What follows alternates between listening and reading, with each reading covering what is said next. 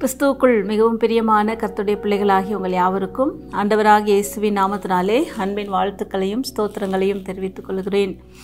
கர்த்தர் இந்த மாதத்திலே நமக்கு கொடுத்த வாக்குத்தத்தம், நமக்கென்று தேவன் நன்மையானவைகளை உண்டு பண்ணி வைத்திருக்கிறார் என்று சொல்லி வாக்கு பண்ணினார்.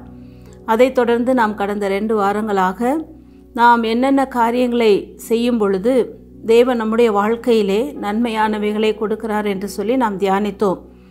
தேவனுடைய கட்டளைகளை கற்பனைகளை கை கொள்ளுகிறவர்களுக்கு தேவன் நன்மையை தருகிறார் என்று சொல்லி நாம் தியானித்தோம். அதே போல தேவனிடத்திலே வேண்டிக் கொள்ளுகிறவர்களுக்கு அவர் நன்மையானவைகளை கொடுக்கிற தேவன் என்று சொல்லி நாம் தியானித்தோம். இன்றைக்கும் நாம் தியானிக்கப் போகிற வேத பகுதி யாத்திரையாகம புஸ்தகம் 1ஆம் அதிகாரம் 20ஆம் வசனத்திலே நாம் வாசிக்கும் பொழுது, இது நிமித்தம் தேவன் மருத்துவச்சிகளுக்கு நன்மை செய்தார் என்று சொல்லி நாம் வாசிக்கிறோம்.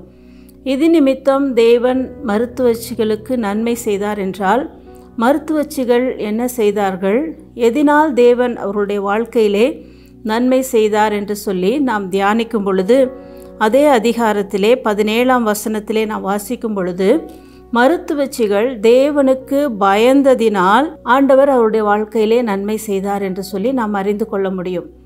அந்த நாட்களிலே அந்த ராஜா ஒரு கட்டளை விதித்திருந்தார்.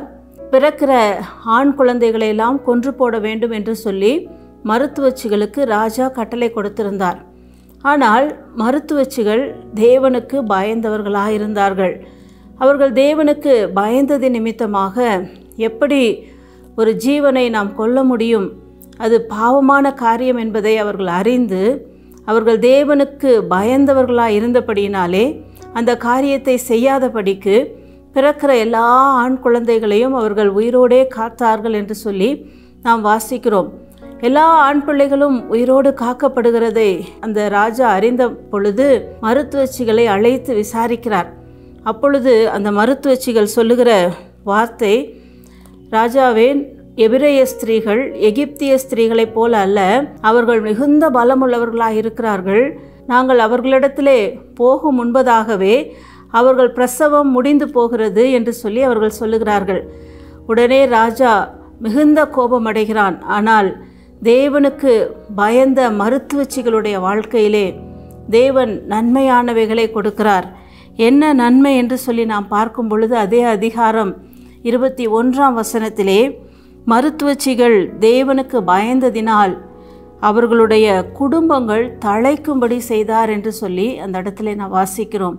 ஆம் பிரியமானவர்களே, நாம் தேவனுக்கு பயந்தவர்களாய் இருக்கும் பொழுது, நாம் தேவனுக்கு பயந்து ஜீவிக்கும் பொழுது, நாம் தேவ பயமுள்ளவர்களாய் நாம் காணப்படும் பொழுது தேவனுடைய நன்மை நம்முடைய வாழ்க்கையிலே உண்டாகிறது. அதனாலே நம்முடைய குடும்பங்கள் தழைக்கும்படி தேவன் செய்கிறார்.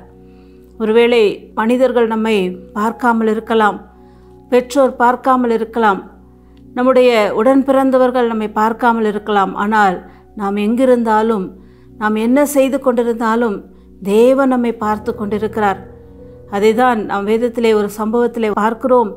யோசேப்பை நோக்கி ஒரு பாவம் வருகிறது.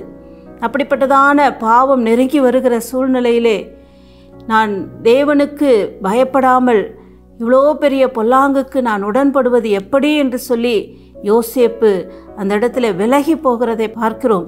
தனக்கு நெருங்கி வருகிற பாவத்தை உதறி தள்ளிவிட்டு ஓடுகிறதை பார்க்கிறோம்.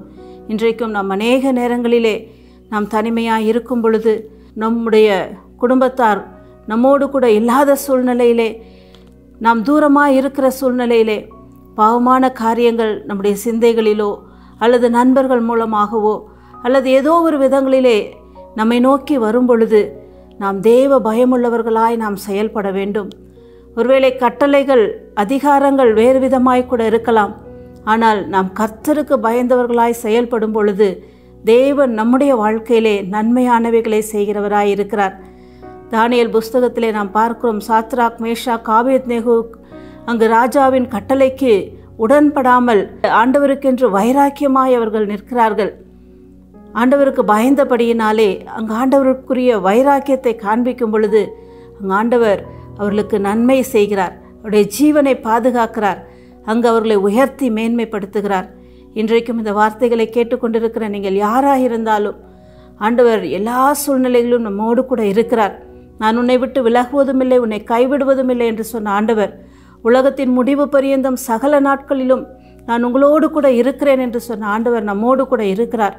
ஆகவே எல்லா நேரங்களிலும் நாம் தேவனுக்கு பயந்தவர்களாய் நாம் நம்மை காண்பிக்கும் பொழுது, தேவ பயத்தை நாம் வெளிப்படுத்தும் பொழுது, கர்த்தர் உங்கள் வாழ்க்கையிலே அவர் நிச்சயமாக நன்மை செய்கிறவராய் இருக்கிறார். வசனம் சொல்லுகிறது, பூமிக்கு வானம் எவ்வளவு உயரமாக இருக்கிறதோ அவருக்கு பயப்படுகிறவர் மேல் அவருடைய கிருபை அவ்வளவு பெரிதாக இருக்கிறது. தகப்பன் தன் பிள்ளைகளுக்கு இறங்குகிறது போல கர்த்தர் தமக்கு பயந்தவர்களுக்கு இறங்குகிறார் என்று சொல்லப்பட்டிருக்கிறது. இன்னும் அநேக நன்மைகளை கர்த்தர் வைத்திருக்கிறார்.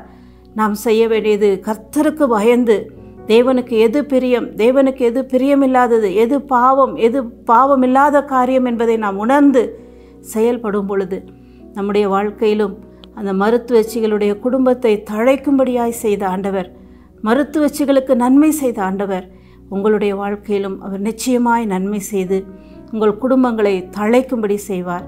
கண்களை மூடி நாம் செபிப்போமா?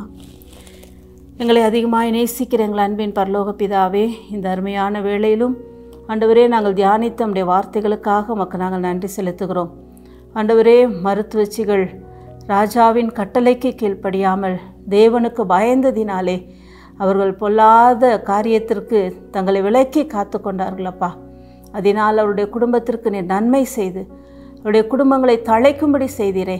இந்த வார்த்தைகளை கேட்டுக்கொண்டிருக்கிற ஒவ்வொருவரும் ஆண்டவரே, தெய்வ பயத்தோடு கூட ஆண்டவரை செயல்படவும், தெய்வ பயத்தோடு தங்களை காத்து கொள்ளவும் நீர் உதவி செய்வீராக. இதனால் வருகிற நன்மைகளை அவர்கள் பெற்று அனுபவிக்கட்டும். இதனால் ஆண்டவரே அவருடைய குடும்பங்களை தழைக்கும்படி செய்வீராக. நீர் அப்படியே செய்து அவர்களை ஆசீர்வதியும்.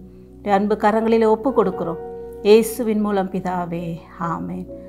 கர்த்தர் உங்களுடைய வாழ்க்கையிலே நன்மை செய்து உங்கள் குடும்பங்களை தழைக்கும்படி செய்வாராக. ஆமேன்.